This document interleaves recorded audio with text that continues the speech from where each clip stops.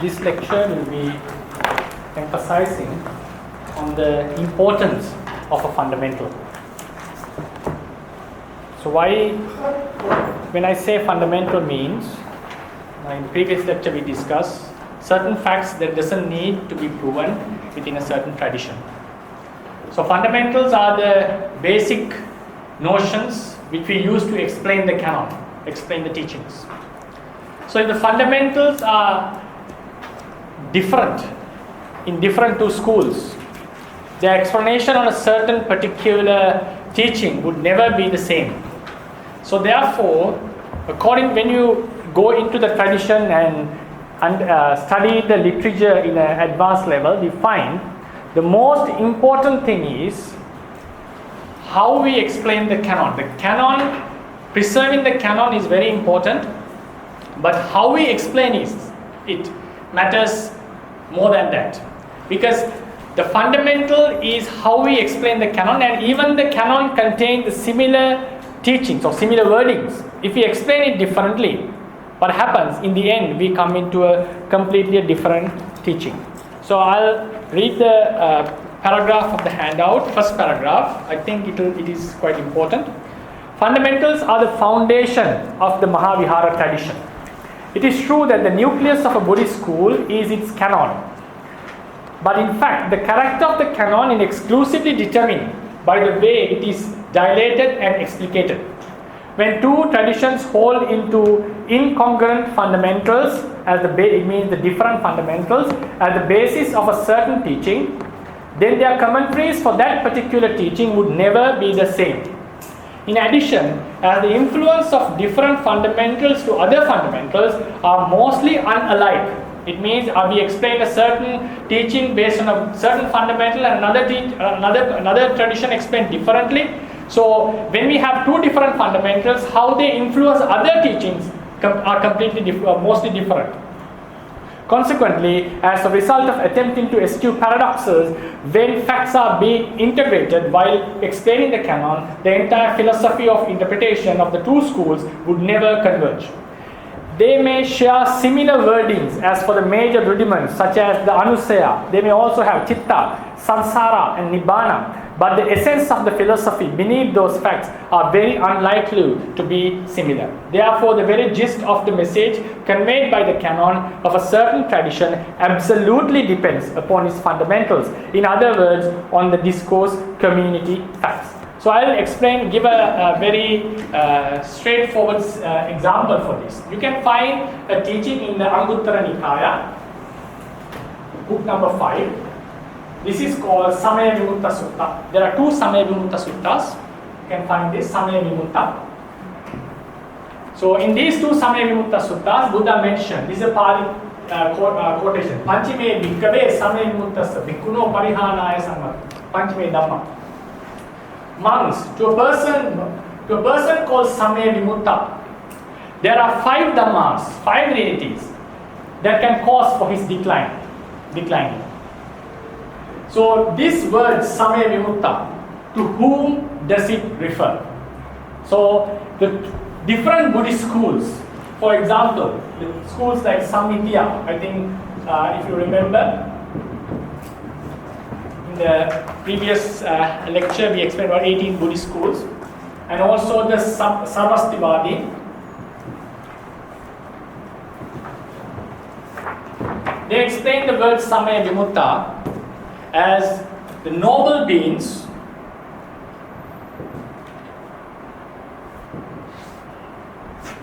with soft and blunt faculties. So this was their fundamental. The word Samaya Vimutta, they refer to noble beings with soft faculties and blunt faculties. They are not very sharp people. Even they are nobles. But the Theravadins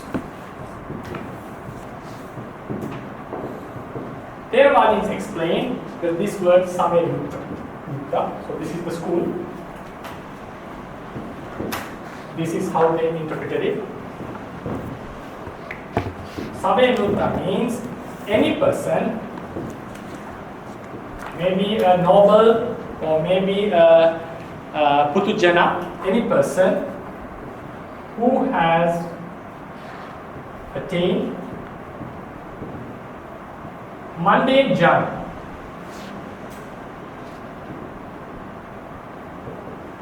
Mundane jhana means samatha jhana. You have two types of meditation, vipassana and samatha. In samatha also we have absorption, vipassana we eradicate the defilements. So any person who has attained the mundane jhanas is called a samaya vimutta according to Theravadins. So you can see that same teaching were preserved in the two traditions, but they explain the one word differently. So what happened was, because the remaining teaching says, what does the remaining teaching says? Panchame Dhamma Samaya Vimuttasya Bhikkhuno Parihanaya Samvartati. Such a monk can decline from his state or decline from his development, and there are 5 dhammas that can cause for his downfall. So if they consider that these traditions, I'm not saying which one is correct, this is not the purpose of this course.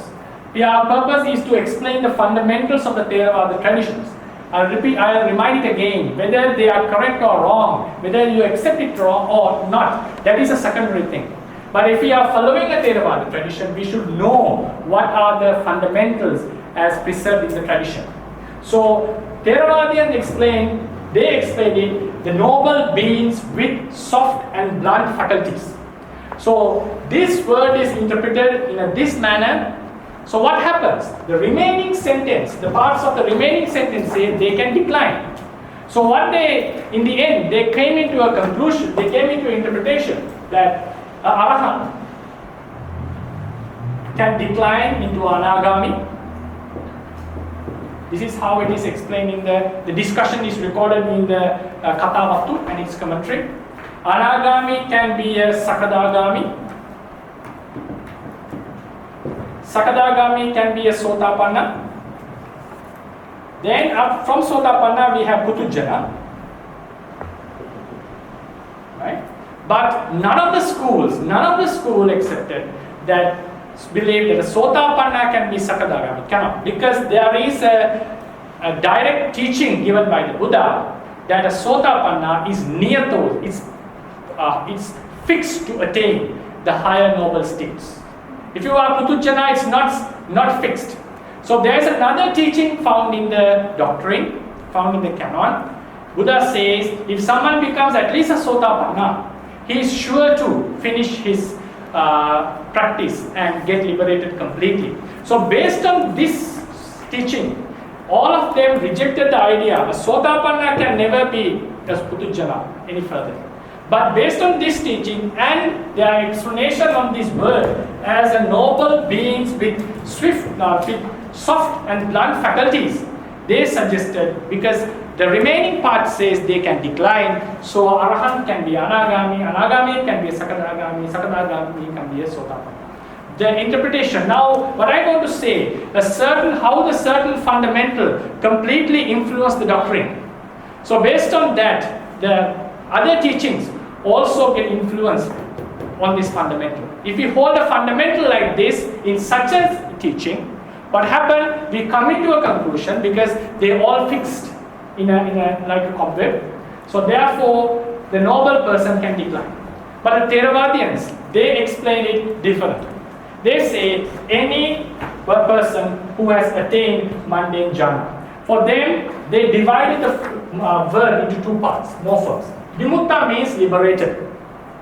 So what they said was, there are liberations, few types of liberation. One is liberating from the suffering that we are supposed to attain in the future, if we are born again, if we keep the defilements with us. So we can get liberated from the suffering that is going to happen. The next sort of liberation is liberating from the defilements which burn our mind.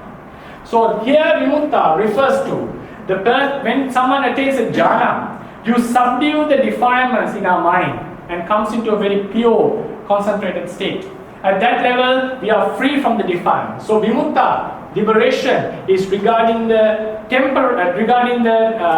liberation from the defilements. Then the word samaya refers to a time. So they explain this as the temporary but the samaya was referring to a temporal meaning. So samaya vimutta means a person who is liberated from the defilements for a certain period, not not forever or not permanently.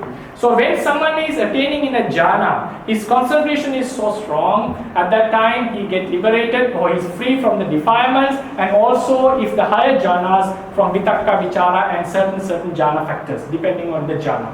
So therefore, according to the Theravadians, they explain this samaya vimutta because of this morpheme samaya, because it indicates a temporal meaning. So according to them, they said because the noble being, so there are, if a person attains the jhana, there is a liberation from the defilements. If someone attains the noblehood, if someone is in the noble state, the defilements are permanently cut off. So he doesn't become liberated from such defilements, not for a temporary, he gets liberated permanently. So therefore, according to Theravadians, because of this word samaya, they didn't want to emphasize on the noble beings with this term. So therefore, they explain that this is maybe to a noble or a putujjana, but not about their noble attainments. When I say any being, they refer to the who had the jhanas. So a person may lose his jhana if his conduct is not properly governed. Or even a noble person like a sotapanna and sakadagami may lose from the jhana, may decline from the jhana, not from the noble attainment, lose from the jhana if he doesn't practice properly. For example, he gets involved in excessive construction or other works without meditating. So such a person also may lose his jhana. So therefore, according to them, a person, a noble being can never decline from his noble state. But according to how the Samitya and Sarvastivadi, as mentioned in the Kathavatu, they explain this as the noble attainment of a person, noble being. So they came into explanation that they can decline, but none of the schools accepted that Sotapanna can become a Potujjana, because there is a clear teaching given in the canon that Sotapanna is certain to attain higher noble states. Right? So what I want to say is, if the fundamentals are interpreted differently, it influences the whole doctrine. It's not a small thing. So therefore, knowing the fundamentals of a certain tradition, the fundamentals are the real identity of a certain tradition. So if we are studying or following a certain tradition or studying a certain tradition, we have to focus what the fundamentals say. If we want to challenge this fundamental, what do we do is, we have to find if I remember the chart, we have to go to the basic fundamentals and find out a clue that says that this explanation is wrong. Then what happened, the nature of the Theravadians is that they abandon the fundamental which was held wrongly, and they come to the new fundamental which was explained. Because why do I say this? There are certain fundamentals explained in the commentaries, but the sub-commentarial level, they find they don't match with certain explanations found in the canon. So they say that the commentary is wrong in this case because it doesn't match. So they abandon the commentarial explanation and come into a new explanation. So this tradition is something which is open to debate, open to rationality, and open to discussion. But it is not just a tradition how we interpret things according to our preference or according to how we like. They have their explanations are based on certain fundamentals. So that's what I want to say, and the importance of explaining knowing the fundamentals correct as it is in a certain tradition. So the next point I want to emphasize in the lecture, if we go to the page number 3.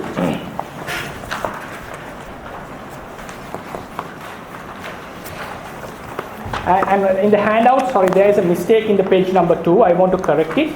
In the first paragraph of the page number 2. So adversely, the Mahavihara fraternity define the word Samaya Vimutta as, please cut the part lower noble. It has to be a person who has attained the mundane absorption, but not over its mastery. So please cut the part lower nobles. It was a mistake. And also the part also. So the sentence should be a word Samay Vimutta as a person who has attained the mundane absorption but not over its mastery. Because if you have the mastery, normally you don't decline from the jhana. Right? Then the relation between the discourse community facts with the commentarial and sub-commentarial literature. This is also one point I want to emphasize. So this is the example is taken from the Mahamalukya Sutta.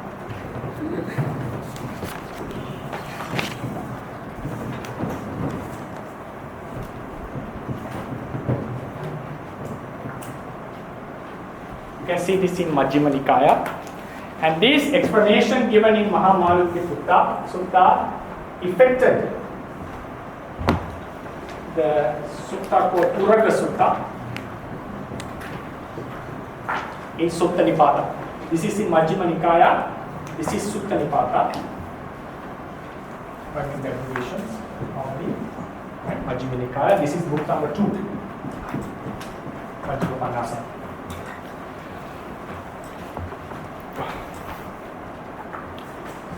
The Buddha asked Venerable Malukya, what are the samyojanas that bind the beings to this world? So he explained, as the doctrine says, Kamaraga, Sakkaya Ditthi, Vicikicca, Silabbata Paramasa, Kamaraga, and Patika. Then the Buddha started to rebuke him, scold him in a way, to whom I have taught in this way. So I think the Malukya would have got surprised, or he knew that he gave a wrong answer. But technically what the Malukya gave, Venerable Malukya gave was 100% correct. Because Buddha was asking about the Sanyojanas, and he explained the Sanyojanas, 5 Sanyojanas in the proper order even. But what in the end Buddha said, if you say so, the ascetics of other religions would abuse or would, scold us or would show the fault in us, saying that if you say the Sakkaya Ditthi is because of Sakkaya Ditthi we are bound to the samsara. What do you think about a child who is lying looking upwards? He doesn't have any idea about the self. What do you think about a child who is fed by the mother, who is drinking the milk of the mother? Does he have any doubt about dhammas like Vicikicca? Does he have Kamaraga, Patiga? So Buddha used to give examples and say, if you say these Sakkaya Ditthi, Vicikicca, Silabbata Paramasa, all these 5 are the reasons for the Sanyojana which makes you fetter with the samsara. Because such a being, a small child, doesn't have these kind of natures in his mind. So it means, according to you, he is free from the samsara. Then the Buddha, in each and every explanation he gave, if you say Sakkaya Ditthi, you have to say Anusayatve. If I word Anusaya. But the Pali word comes as Anusayatve. If you look into the, it's a Sandhi made there, Anusayatve. So the word is Anusaya. So what the Buddha want to say? Because Venerable Malukya thought, the commentary says, he thought, we are bound to the samsara because of the defilements that arise in our mind. It means when the defilements are not present in the mind, at that time we are not bound with the samsara. Because for example, we are in a wholesome mind state. There is no Kamaraga, Patiga or such defiling natures in the mind. So his idea was, we are bound to the samsara by the defilements which arise in the mind. But the Buddha wanted to say, no, we are bound to the samsara. You are bound to the samsara because of the uneradicated nature of the defilements. What does it mean? Even though we stay in a wholesome state, when the conditions come, very easily defilements arise within us. So therefore, we have a fundamental called the anusaya, latent tendency. We call it latent defilements.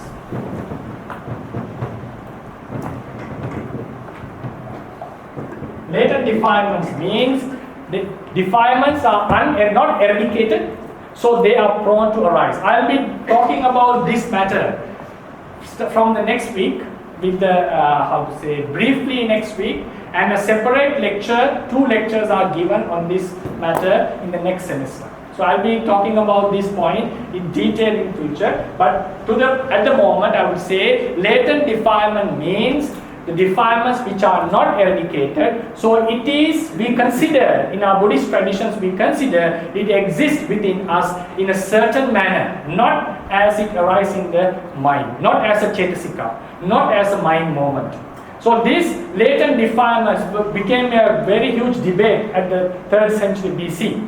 But however, Buddha wanted to say, we are bound to the samsara, not because of the defilement which arise in our mind, it's because of the latent nature of the defilements. So this was the sutta. The sutta kept on going. So then what happened? The commentary starts to explain how this, what does the Buddha means by this saying, and the sub-commentary further explains how it is. It was mostly technical usages for there. Now what I want to explain is, according to this teaching, Buddha said, what matters is the latent defilements.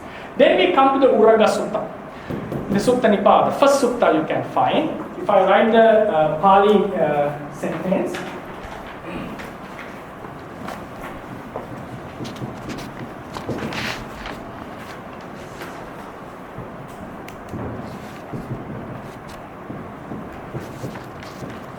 so what does this mean? Yu upatitam vinaya koda. Upatitam means normally we translate arisen. Upati, right? Upatitam, which has arisen. Normally the related words are uppanna, right? Related. So upatitam vinaya koda.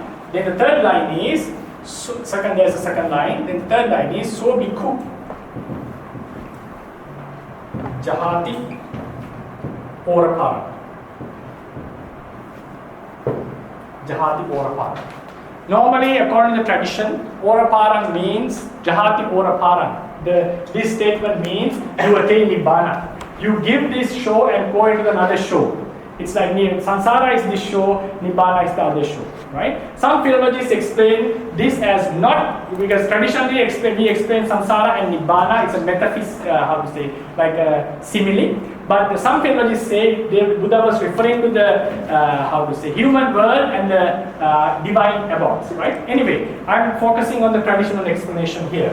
So, according to the traditional explanation, Buddha was emphasizing you give up the anger and you come into you attain the Nibbana. You attain the Nibbana. This was preached to a certain Deva according to the story. So anyway, so the Buddha says Uppatitam Kodam. It means the koda which has, the anger which has arisen. So according to Mahamalukya Sutta, Buddha strongly accused Venerable Mahamalukya. When he said that we are bound to samsara because of the anger which arises in our mind. So he said, what matters is the latent defilements. So what the commentator, Sutta Nipada commentator who explained this sutta, he tried to explain this Uppatitam in 8 ways. There are 8 types of Uppanna. Uppanna is related to this word. So then he gave the explanation that what matters here, there are 8 types of Uppanna. I'm not going to explain all, we'll be discussing them in a later lecture for sure. So here they explain out of the 8, 4 are related to Anusaya, latent defilements. So based on the Mahamalukya Sutta, taking this as a fundamental, when they find another sutta saying koda as arisen, normally when we say arisen, we normally take the anger has arisen in our mind. That is our normal assumption. But they were very careful not to break the fundamental with the Mahamalukya Sutta. That was the importance, that when we try to explain the doctrine, we have to be very careful not to break the fundamentals.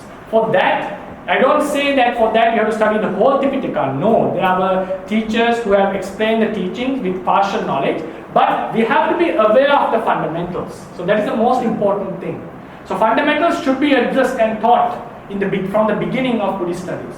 So what they did was they were very mindful about this fundamental, so they knew if we explain the anger arisen, if we say the anger which has arisen in our mind, we will also be rebuked by the Buddha if he was alive for following the Mahamalukya answer. So they were cautious to make it, Uppatitam, to relate with latent tendency. So then they gave 8 types of Uppanna based on this word, Uppanna, they explain 8 types, and out of 4 which were related to, how to say, latent tendency. So based on the fundamental found in the Mahamalukya, they found another sutta which explained Buddha chose to admonish a monk to admonish a deva to abandon the koda, to give up their anger. So they mentioned this referred to the latent fundamental. So what I want to say is the commentators and sub-commentators, what they have done was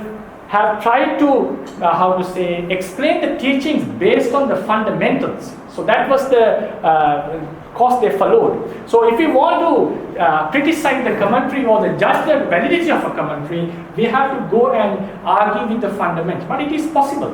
It can be done, and it should be done according to my idea. That is how the tradition evolved and became more strong and became more, useful for the followers. So therefore, here what I want to emphasize is commentaries and sub-commentaries were referring to these fundamentals. And the next thing, the last point I want to emphasize in this lecture is mentioned in the page number 4 under subtitle, Unearthing the Fundamentals and Philosophical Notions Beneath Certain Teachings.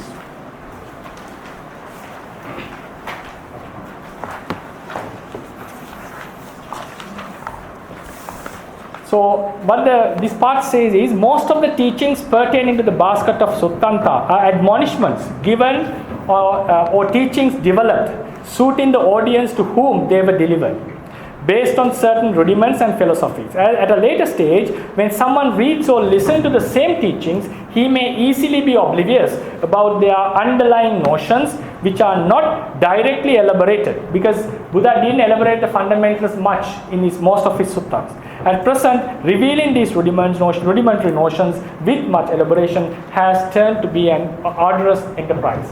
So, and the next thing is, the commentary says, even though the suttas are very short that we have, normally a Buddha's discourse was quite lengthy. He used to explain teachings in detail. So not all the explanations the Buddha gave are recorded in the teachings as Tipitaka. So therefore, in his discourses, he must have explained the suttas in detail. Unfortunately, they have them recorded today. So therefore, what happened is, these fundamentals, which are the explanation of the suttas, are missing to us.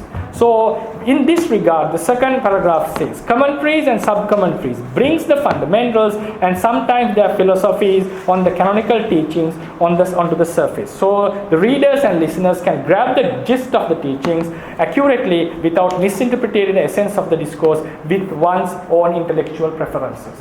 But sometimes, as I said, some fundamentals are later developments. So even the commentary explains based on the fundamental. If you are able to break that fundamental, that explanation has no validity anymore. So, but what I want to say is, commentaries and sub-commentaries were not personal preferences or explanations that one person, idea of a person. That came as a tradition. So we normally use this word, Vachana Magga.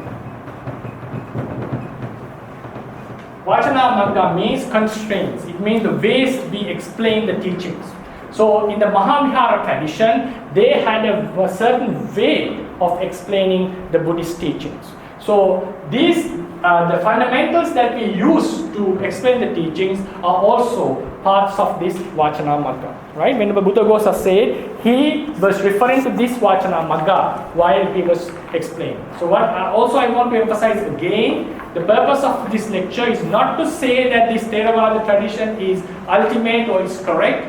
What I want to say is to find out the fundamentals based on which the tradition has explained the canon and how it has got developed. So in this regard, how they bring the fundamentals into the surface, that is a very important point. So an example can be found in the Potthapada Sutta, in Digha Nikaya.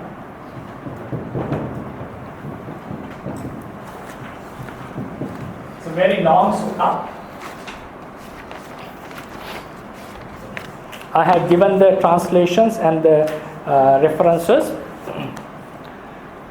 A discussion with Potthapada, with the Buddha.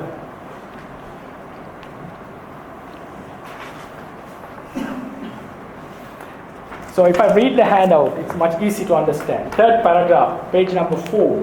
The explanation found in the Dhammasangani commentary with regard to a statement given by the Buddha in the Pottapada Sutta is a fine example how the commentary shed light upon the fundamentals of the tradition. The ascetic Pottapada, during his conversation with the Buddha, states that he holds the idea, this is the point he mentioned, he holds the idea of a self which is together with the perception. So he said self is with perception. Self plus perception.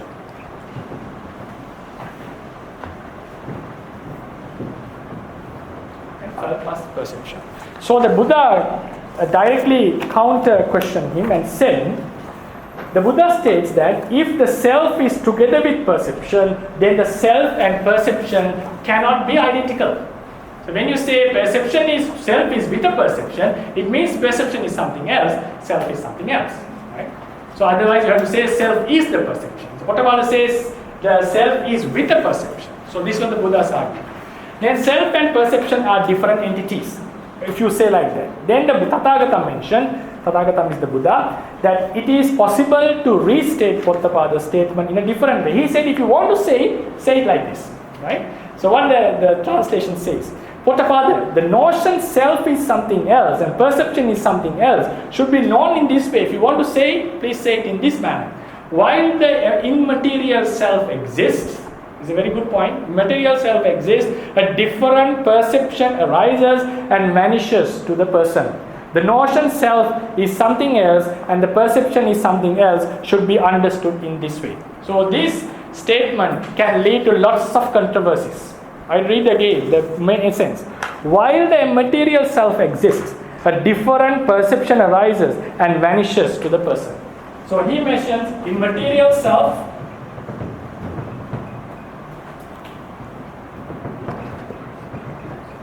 and a different perception.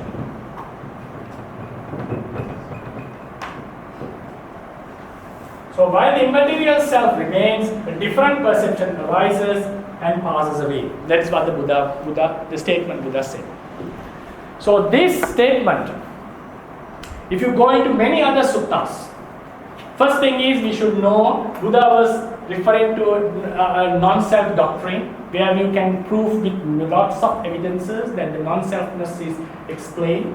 So sometimes, but still the Buddha used the word self conventionally to refer to the life. There are usages the Buddha has mentioned. Atta. So then the next fundamental is normally the Theravada tradition. Now when we explain this sutta based on the Theravadians, we normally hold the idea one chitta arises at one time. There is no two chittas happening at the same time. But if you look at this statement, it seems like the fundamentals we are holding are breaking with the Buddha's teaching statement. How it says. Buddha says the immaterial self exists. If someone argues about the self, I would say it's a conventional usage anyway. The immaterial self exists, another perception arises and passes away. So this gives to the idea that when the immaterial self or another consciousness or a life is existing, we normally say here material self means a chitta or person. While it exists, a different perception arises. So with this different perception, commentators assume that Buddha was telling while immaterial self with a perception, another perception arises. Because the word different. So when you say different, it means different from this. So they assume that there is a perception with this immaterial self while it is existing, another perception. That's why the Buddha used the word different perception. Otherwise he would have just used the perception arise and pass away. So when he said different perception arise and pass away, they assume that with the immaterial self there is a perception. So how the commentators explain this point? You cannot find a clear explanation in the commentary of Pottapada Sutta. You can find this explanation in the Dhammasangani commentary. Very strange. The statement is found in a different commentary, not in the Pottapada Sutta, the Dhammasangani commentary. They try to explain how the fundamentals explain according to the Theravada tradition. So how the fundamentals formed in the Theravada tradition does not contradict with this explanation. So I'll be, from the next week, this same fundamental I'll be discussing in detail based on the ultimate theory of the Theravada tradition. But here also, when I want to explain this, I have to briefly explain this point. So what the commentators have mentioned is, so this is based on the basic fundamentals of the tradition. Normally, they would call, there is a chitta called bhavanga, which arises and passes away. So when I draw around, it means it arises and passes. So when the bhavanga arises, according to Theravadians, suddenly another sort of chittas happen. So we normally say kamavachara chittas or javana chittas, whatever it is, different chittas arises. And then again the bhavanga falls. So that is the normal mechanism they used to explain. Some used to say this is a later development of the, we normally say the momentarily theory. We saw Kshanavada.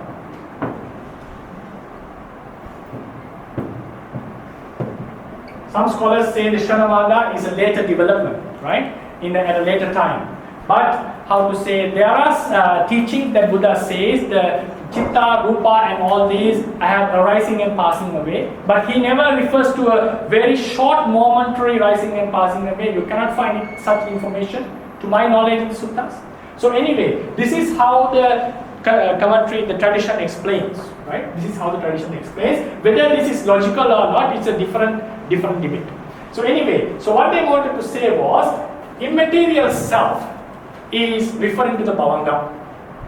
And they want to say is immaterial self refers to the bhavanga. Because according to Theravada tradition, when we refer to the life, there are few things that are important, the most important parts in life. First thing is bhavanga. Then comes the kammaja rupa, the material produced by the kamma. These two are the most important elements of a person's or a being's life. So when the Buddha was referring to the self or the bhava or the life, he was referring to bhavanga according to the tradition. And this bhavanga also have a perception,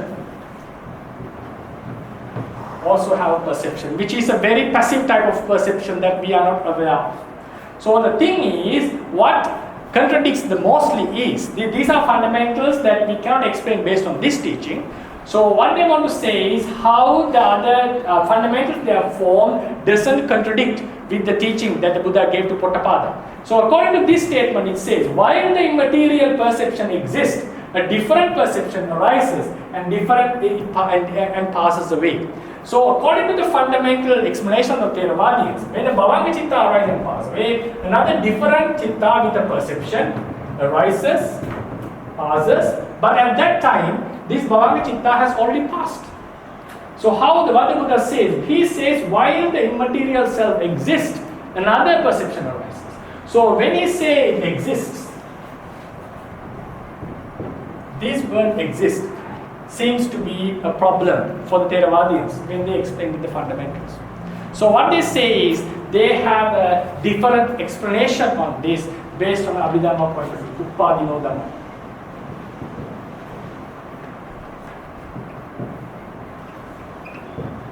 This Upadino Dhamma, it's not only confined to the Abhidhamma. This explanation, what I'm going to say now, it covers a huge range of the doctrine. It influences the doctrine. I'm not saying can be proven, but it influences the whole doctrine when we explain according to Theravada perspective. What does this mean? What is the philosophy beneath this idea? According to the Theravadians, if a certain karma has got the opportunity to give a result, since the opportunity is gained, since that moment onwards, karma is giving a result. After the opportunity is gained, even before the vipaka arises, according to the tradition, we say vipaka is already existing. I'll repeat the fourth thing again. If the certain karma, this is only I'm talking about karma. We have to talk about defilements and different also defilements. Next week I'm going to talk about in detail.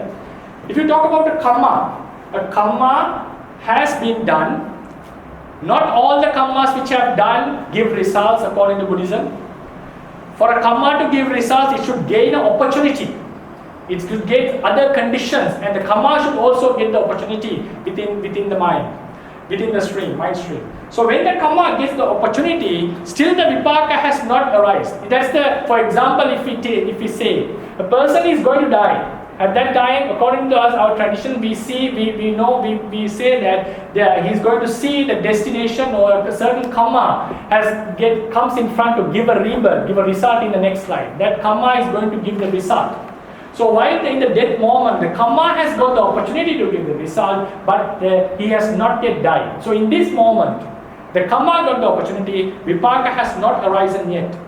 So at this moment, last moment, we say, before the vipaka has arisen, vipaka is existing. The reason, the philosophy behind this, the cause is almost, or cause is ready to produce its result. That is the philosophy beneath this. So next week we will explain that according to Buddha's idea, not only karma, based on our defilements, the future existence are also, Buddha has considered as existing in a certain manner, that we are not free from that. So I'll explain that later. So anyway, karma has got the opportunity, vipaka has not arisen yet, but still even that in that period, we consider the vipaka is existing. So how the Potthapada Sutta is explained in the tradition. Someone has, for example, a being has arisen, because the patisandhi, because of a certain karma. So this karma, which gave the rebirth, is going to govern our whole life till our chuti. Chuti is the passing away. So this normally in the patisandhi bhavanga, these chuti cittas according to the tradition are produced by a karma, results of a karma. So at this moment, when a different perception arises, this bhavanga chitta is not arising, it's no more. But the thing is, because the life still continues, even at this moment, the bhavanga is no more there. But after some time, again, surely the bhavanga is going to arise, because this phenomena is going to happen again and again till we die. So therefore, the karma which gave the rebirth still governing the life. It has got the opportunity. Momentarily, it is producing the results. At this moment, a different perception has arisen. But after some moment, again that karma is going to produce the result of the bhavanga. So therefore, what the teaching says is, even at this moment, momentarily bhavanga is not existing. But since the cause is activated, bhavanga we consider as existing. It's a consideration. So what the Buddha said here, while the immaterial self exists means, at this moment that immaterial self doesn't exist. But if you take the whole generation wise, since the cause for this whole generation has got the opportunity from the rebirth, that same karma, surely we are going to get a bhavanga at the next moment, because even he dies suddenly, still chuti chitta is a result of the karma, the last chitta. It doesn't mean that death is happening because of this karma. When you say chuti chitta is a result, means this is the last chitta produced by karma. We call it chuti. It doesn't mean you die because of that karma. So surely the bhavanga or chuti, the related chittas are going to arise. So therefore, even at this moment, there is no bhavanga. So Buddha considered that bhavanga is existing. It's a way of consideration. If you ask momentarily, no, bhavanga is not existing. It's clear cut. But it's existing in a certain manner because they are going to arise. So for example, if I give you another example in a sutta, which I will be discussing also next week. Buddha mentions, if someone attains the Sotapanna Buddha, he will be free from the suffering beyond the 7 lives, because he is going to arise for 7 lives for the maximum. Then he mentioned the Sotapanna is free from suffering and he still have the remaining certain suffering. So he give a simile. The suffering he got released from is like the soil on the whole earth. The suffering he left for him, he took some soil onto his nail and said the suffering left for him is like the soil on my nail compared to soil on the earth. So what was he referring to? He was referring, because the suffering left to him means the suffering of this life till the death, and there's going to be another 7 lives which are going to come, but he is free from all the suffering which is going to happen beyond the 7 lives. So Buddha was considering, even though that suffering has not yet arisen, we are bound with that suffering. We are certain to encounter that suffering. Sotapanna is going to live for another 7 lives if he doesn't eradicate the kilesas. So what we want to say is, as law is a very fundamental theory of the Theravadians, when the cause is there, the result has not yet arisen, but the possibility, if a karma, the opportunity is gained, if the kilesas, there's no opportunity, if the kilesas are remaining, rebirth is for sure. So with regarding kilesas, when the kilesas remaining, the rebirth, in regard of karma, if it gets the opportunity, the vipaka. These two, suffering and vipaka, related to karma and kilesa, even before they arise, Buddha considered that they are existing in a certain way. When I say existing, it doesn't mean rising and existing. It means not free from that. We are bound to face it. We are bound to experience it.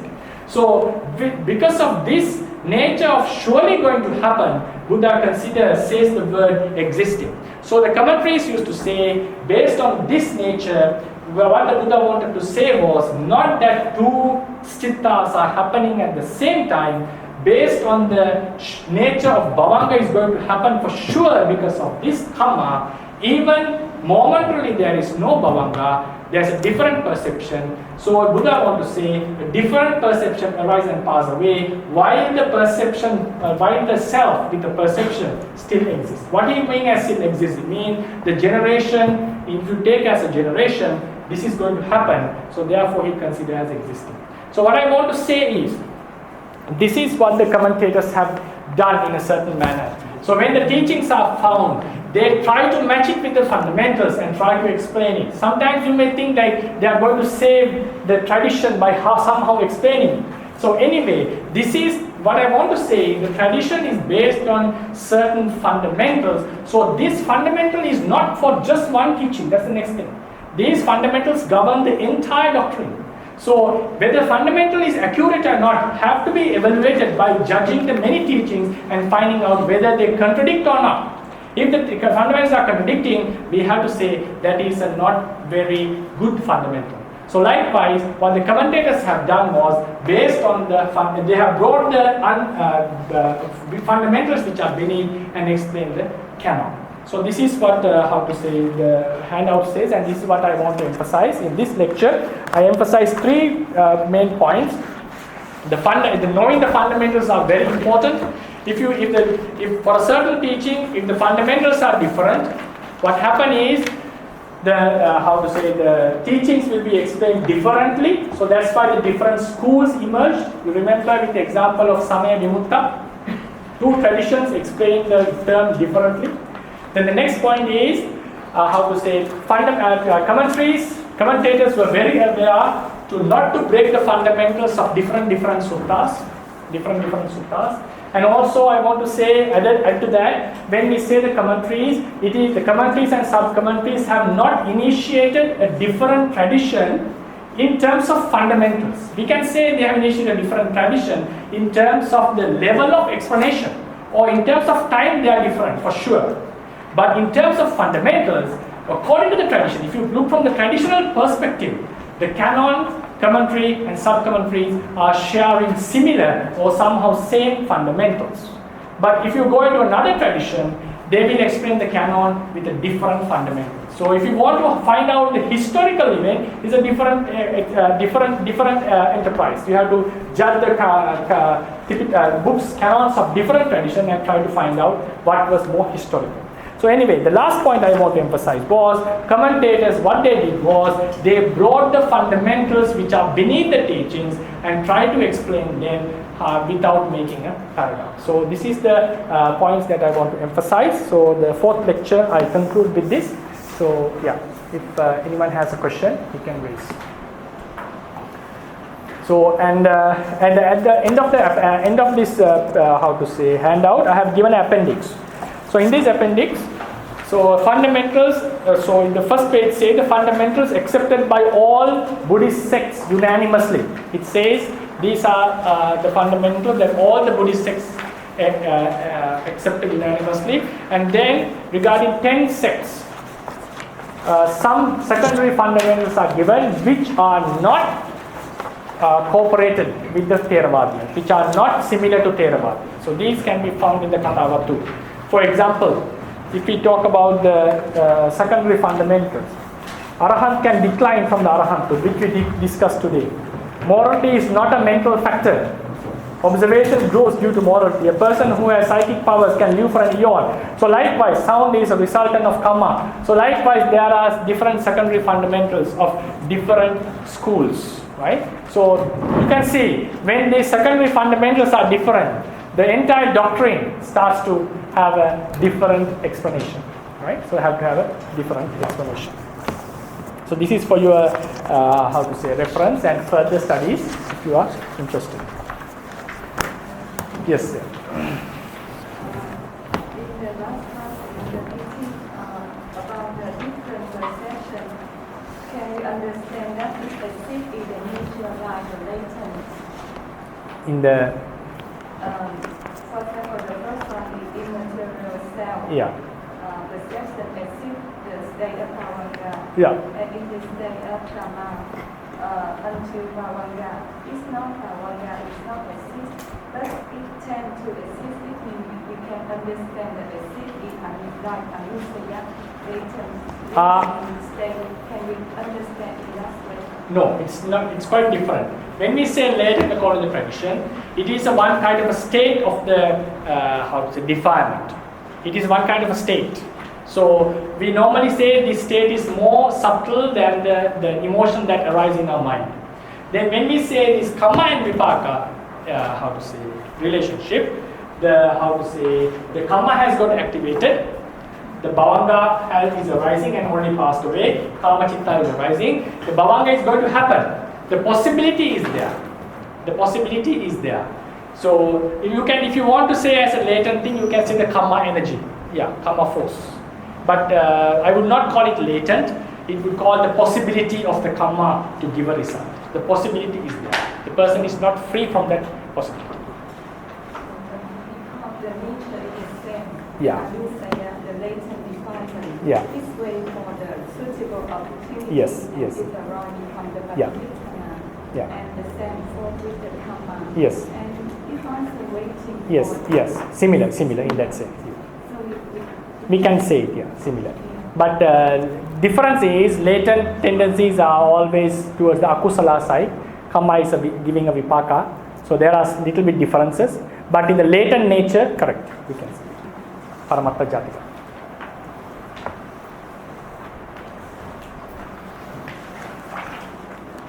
Okay, then when we conclude the class, and next week I'll be discussing on the ultimate theories. For next week onwards, up to now, I gave a historical evolution of the fundamentals and the importance and the relation of the fundamentals with our tradition.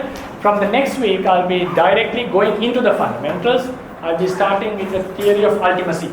What the ultimate reality means and how many types of ultimate existence we talk in Buddhism about Nibbana, about these latent natures, and then we go into talk about the more Dhamma points from next week onwards, based on different topics.